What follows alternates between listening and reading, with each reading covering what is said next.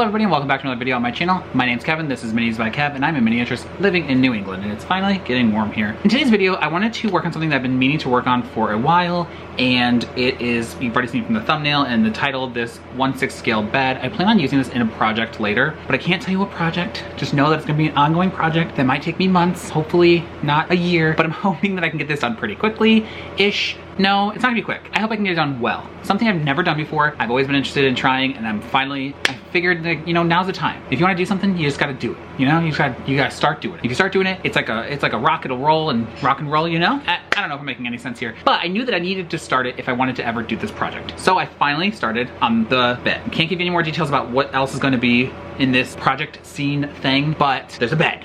And we're gonna get started on it today. And I've never worked in this scale before. I am primarily a 1/12 scale creator, even though I have some 1/24 scale videos on my channel. Primarily work in 1/12 scale, and this is a scale I've never worked in, ever. I've never made anything in the scale, but for the project I wanna do, I have to have it be 6 scale. That's why I'm working in 6 scale this week. Let's go ahead and turn the camera around, down, and let's get started on this video. Yeah, that's all I got. That's all I got, let's get started. This video starts off like all my other ones with my handy dandy notebook where I make all my miniature plans, and you can see a lot of my old videos sketched out in here.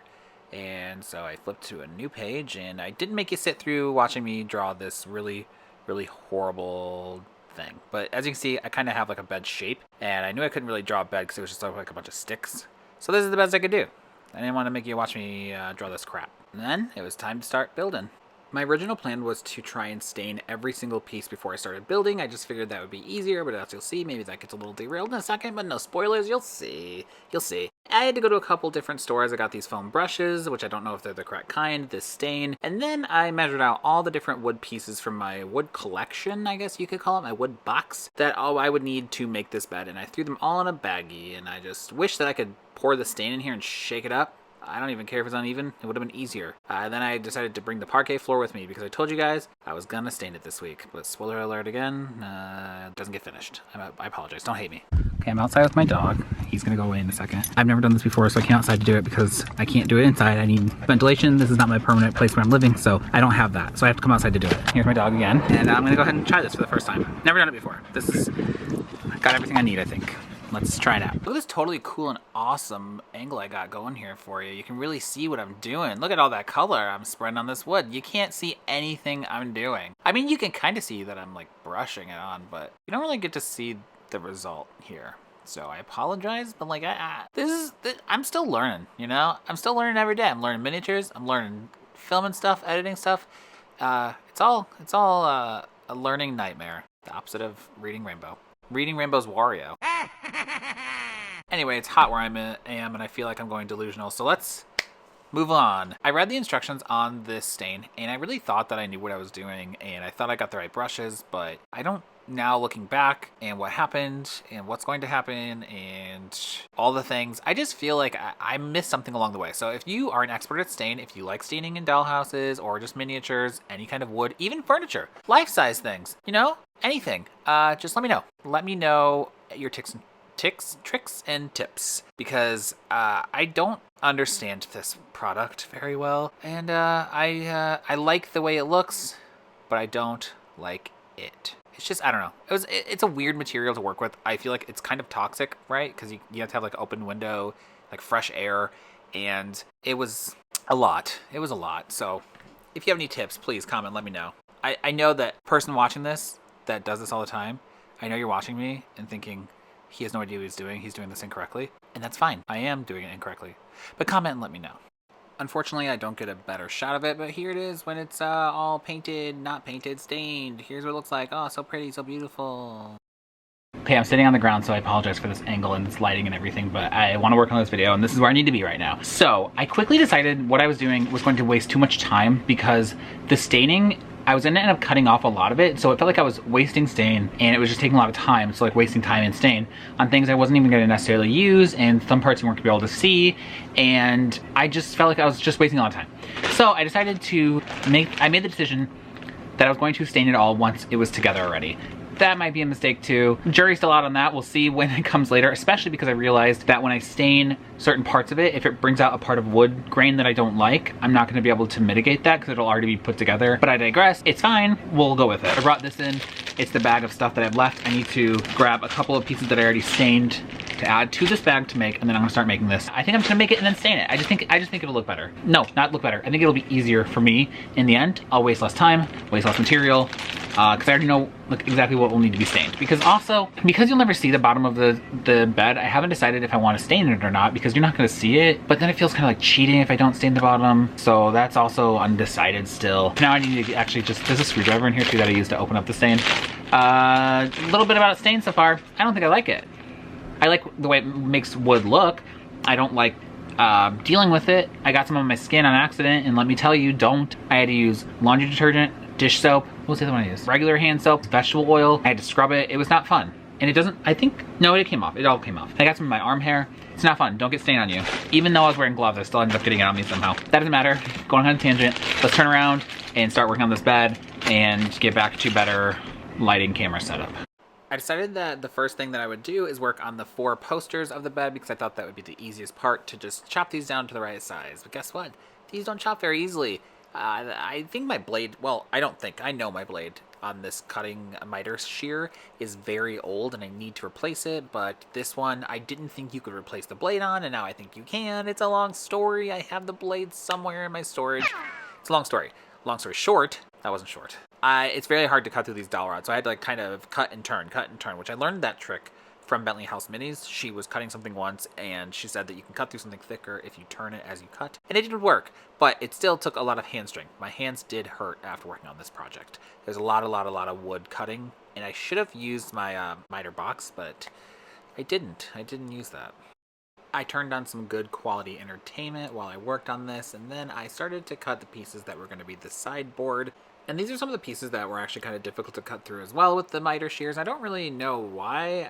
The regular popsicle sticks are pretty easy to cut through, and the coffee stir sticks are pretty easy to cut through, but for some reason these, I don't know if it's because they're thin, but they just took a lot of hand strength, and my hands are cramping, and my palms hurt afterwards, my fingers hurt. My fingers still hurt days later when I'm doing this recording. My fingers still hurt because of this, and I keep like cracking them, hoping that'll make them feel better, and it doesn't make them feel better. I made the different sideboards, and then I sanded them down so that way they would glue on well, or I would hope they would glue on well, and then I had some sideboards to go along with the 4 posters.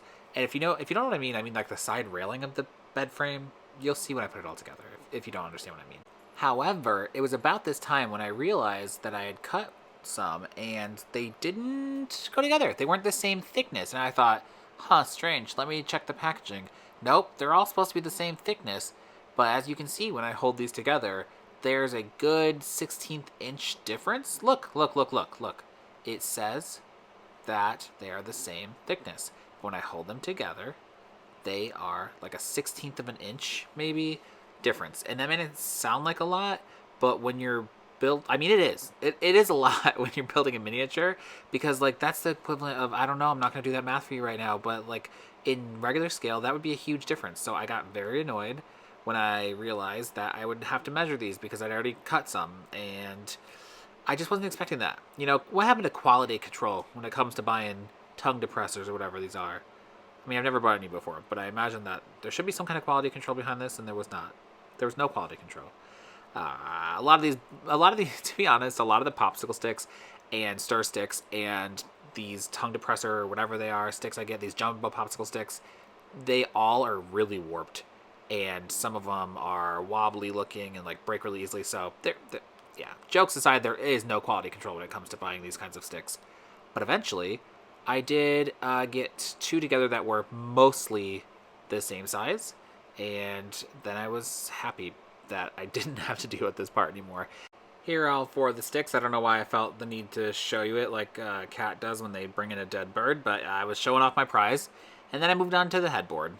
If you've watched my channel before, or honestly, if you've just been watching any of this video, I cut a lot of popsicle sticks with these miter shears, and I struggle a lot, so I don't want to bore you too much and make you watch every single cut I made with these. So let's just go ahead and we'll snap our fingers, and look, it's done. It's beautiful. It's like when Rachel Ray would put in a dish, but then magically have the dish ready. That's what just happened for you. Going back in time a little bit, so that way you can have a little bit of context. Here we are with my Gorilla Glue, which I have actually never used wood glue in a miniature before, as far as I remember. If I have in a video and I must have forgotten, I may have forgotten. But as far as I'm aware, I've never used Gorilla Glue before, or wood glue. And I wanted to use it for this project because I wanted this to have a really tight hold. And I've heard that it works better on wood, obviously, than tacky glue because it's wood glue. So I got some, and it was clogged. It was very badly clogged. Yeah, I had to like rip out a huge chunk of dry glue already that had been dried inside the bottle, but whatever. It works. And I put down this parchment paper so that way the sticks, as they were gluing together, would not glue to the surface of my desk. I feel like I read somewhere or heard somewhere or something, saw somewhere that parchment paper helps with this, or maybe it's wax paper. Either way, this does work. I recommend putting down parchment paper. Once the sideboard was glued together, I started to glue on popsicle sticks that will act as the railing along the inside that will hold the slats, that will then hold the mattress. I've only ever had IKEA frames, but I assume all bed frames are similar, where there's like if you have a slat bed frame, where there's like the railing along the side, you need somewhere for the slats to hold on. So that's what this railing is that I'm showing you here. Oh wait, how did this happen? That's totally the headboard and it's not put together. Oh wait, the clips, I put them out of order so I could Rachel Ray you. But I'm not gonna make you sit through it. I just glued these together. This is what I did. I trimmed them down, gave them corners, and glued it all together. And I Rachel Rayed it for you. To make sure that I glued the footboard to the two post ends, I needed to measure out the middle so that way it was even on all the sides. Otherwise, it would look strange. It would be kind of crooked. So I had to measure them out and then I went to glue them together. However, these things are very wobbly because they're very long, especially the side pieces. And so when I started to try to glue them on, they kept like tipping and they broke. Well, I will say a couple of things in this broke many times. And it was very frustrating because even though wood glue is strong, you have to wait for it to glue. I mean, dry, not glue. It is glue. You have to wait for it to dry. The issue with that is it can take like, I think 30 minutes. And some of these things I couldn't really clamp because how do you clamp this tiny little piece to the middle of one of the poles? I couldn't do it. It's not possible. So I had to like prop them up against things on my desk and hope that they didn't get knocked over. One did get knocked over and broke. It was my fault. It is what it is. I moved on. I re-glued it. But yeah, you just got to be careful when you're making things like this until they're fully set because they will break and fall apart. I mean, they break like not like unrepairable, but you know, extra time you got to spend on it. Luckily for the footboard piece, it wasn't as long, so I figured out that I could put 2 stacks of 2 popsicle sticks along it to hold it up to the correct height, so that way I could glue on the poles. But this did not work for the longer pieces because they just, I don't know. They are the same thickness, but for some reason they kept falling off, so that's why I had to like prop it standing up as you saw. Here I am adding more wood glue, revolutionary, I know, more wood glue, and then I put on like a little overhang popsicle stick on the headboard just to give it a little bit more dimension. Apparently I forgot that I decided to show you one of my shames, which is when I broke one of these off and I had to re-glue it back on. But again, not the only piece that broke. It just, again, and again, and again, and again, and again.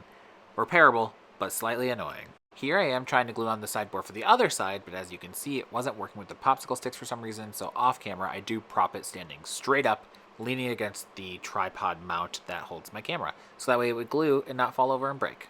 For some reason, this shot kind of makes me uncomfortable, like the bed is reaching out to you and it's trying to like poke you through the screen, and unfortunately this is not the last time we'll see this weird angle.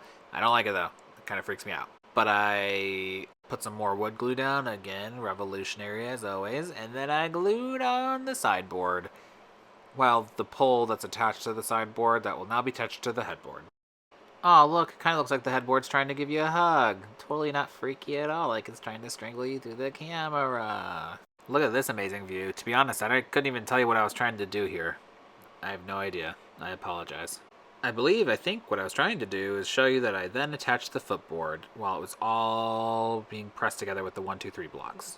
I tried to show you this part as best as I could, but this is actually one of the things I really like about miniatures, besides just making them, but it is really the fine details on things. And I know you might say, fine, this is like not tiny, like, I don't know.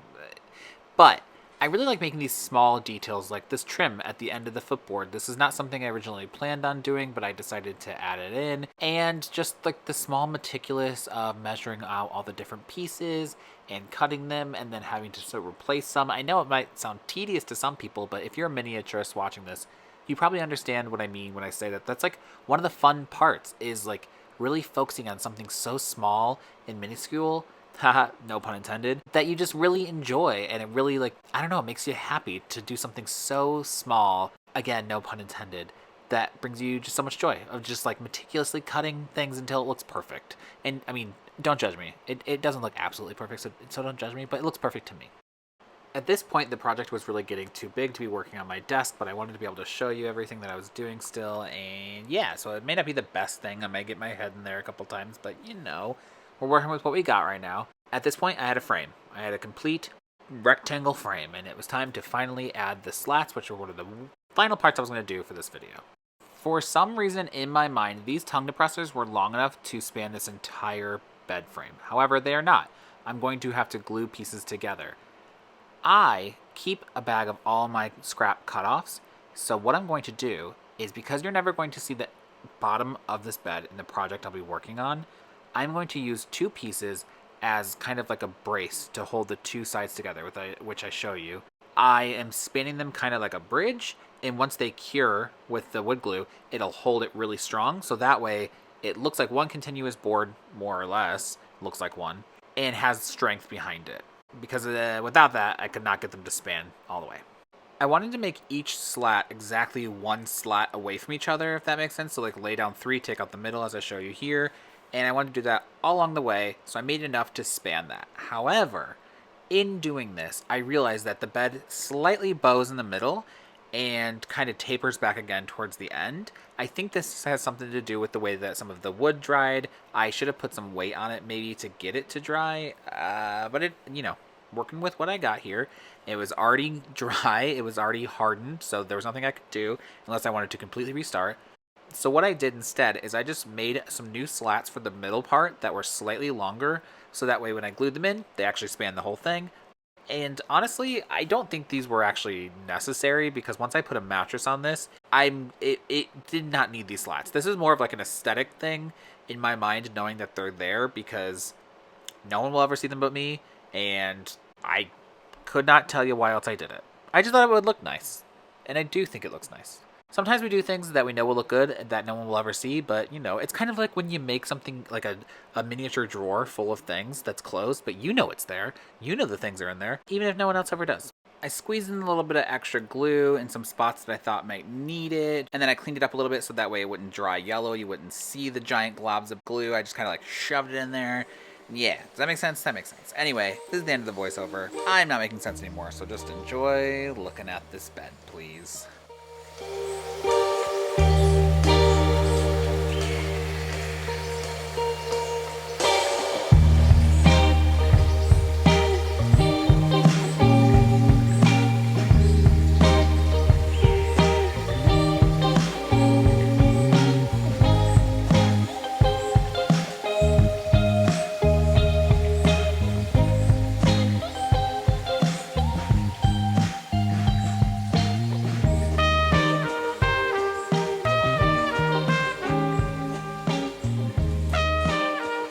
So, this thing is gigantic, is it not?